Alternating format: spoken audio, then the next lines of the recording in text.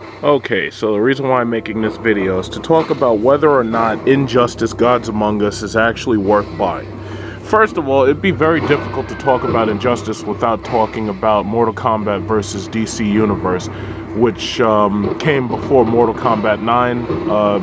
DCU came out in 2008, Mortal Kombat 9 came out later in 2011. Now, MK vs. DCU used pretty much the exact same technology that Injustice has in it. Of course, there's been some tweaks done to the Unreal Engine over that amount of time. But MK vs. DCU actually felt exactly like I expected a video game based on comic book characters of this type to actually feel like. MK vs. DCU, in my opinion, was definitely a better game than Injustice. But the problem was it didn't have a very long character roster. There just wasn't enough people to play with. And on top of that, there wasn't enough content, unlockable content, downloadable content. And that game kind of felt incomplete, or it felt like you had overpaid for it. Then later on, the Mortal Kombat development team brought us Mortal Kombat 9.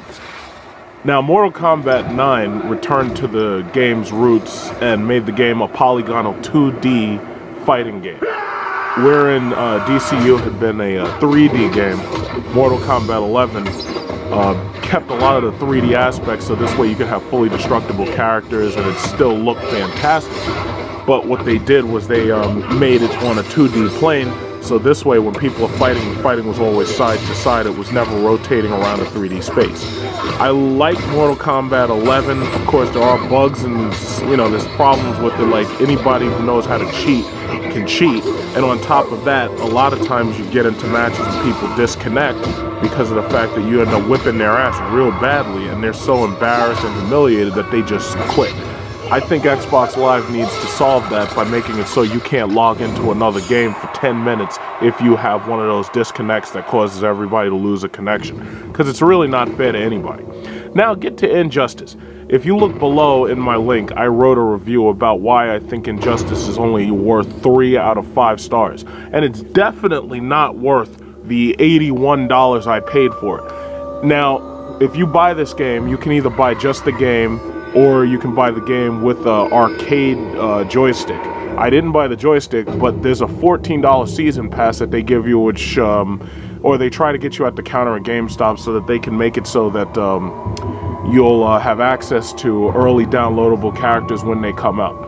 Now, Injustice has a pretty good storyline about what would happen if Superman killed the Joker, because the Joker caused Lois Lane to die, and then Batman rises up against Superman with an insurgency, and some of the other heroes help Batman fight Superman. It's a long, drawn-out plot.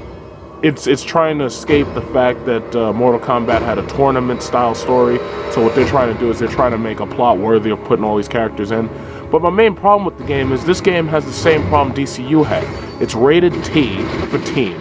There's very little blood, there's no gore, and I understand that's because, you know, they don't want their characters getting beat up and murdered and ripped in half like the Mortal Kombat characters.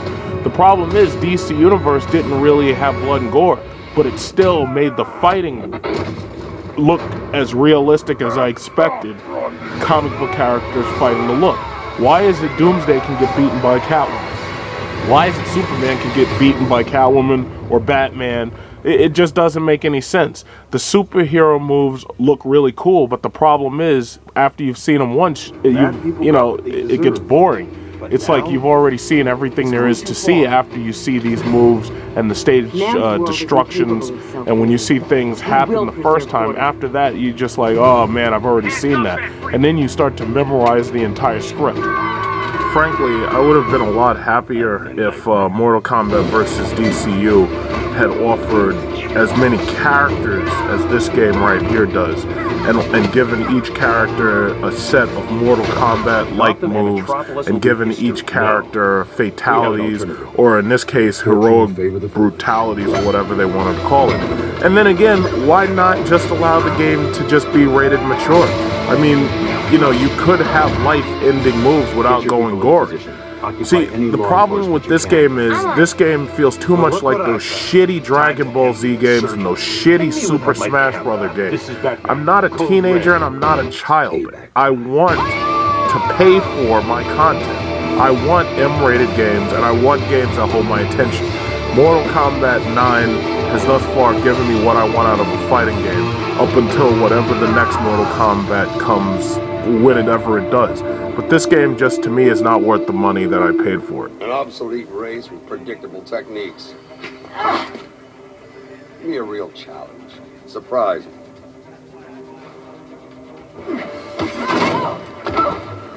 So basically, as you can see, it's a lot like the last two Mortal Kombat games.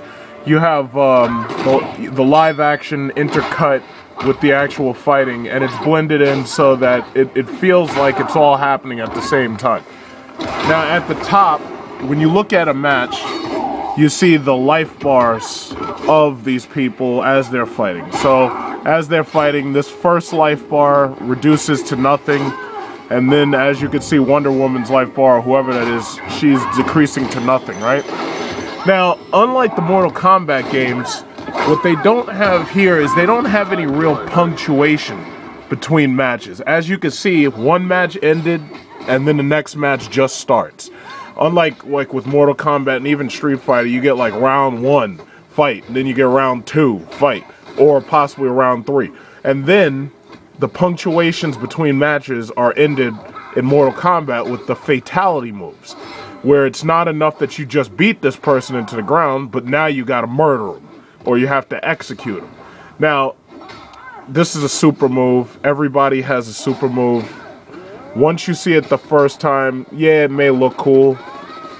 Superman has one where he knocks you into the stratosphere. Doomsday has one where he beats you into the core of the earth and to the other side of the world. But see, my problem is, it's like each match, it feels like it was really designed just for the arcade. It's like, yeah, you know, we'll sell you arcade sticks, we'll sell you, you know, the game and whatnot. And ultimately what they're trying to do is they're trying to keep people fighting like it's a party game. Now, with the Smash Brothers series, I can accept that because it's a kiddie game. But with this game, I just feel that, especially after the, what was it called? After what I got with DCU and after what I got with Mortal Kombat 9, I just really feel like I paid for a lot more. I really feel like, I really feel like they owed me more, you know? And the character models look pretty good. There's another problem that I have with the game. The character models are too small. If you play Mortal Kombat 9, the character models are actually pretty large.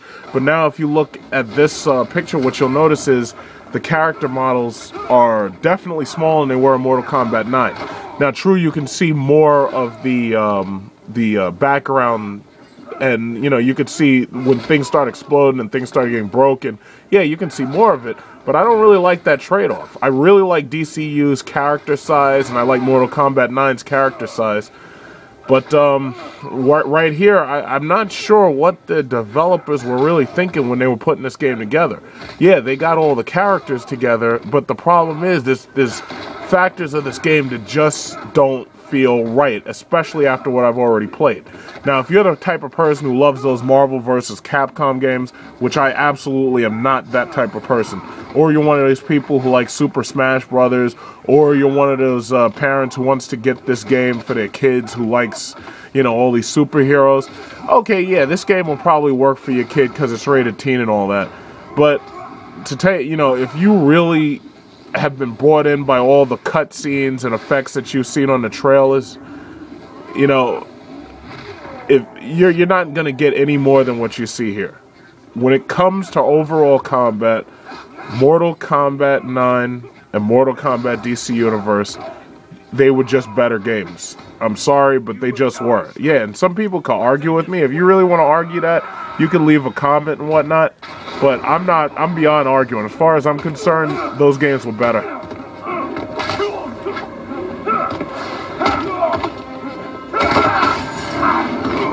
Be afraid.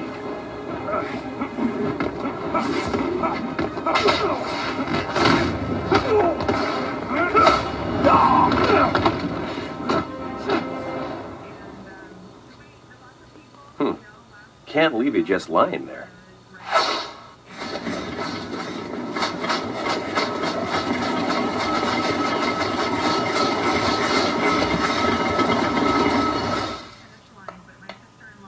Now to warn the insurgents. So that's what I get instead of a fatality. I'm sorry, 3 out of 5 stars. I give it a C- at best.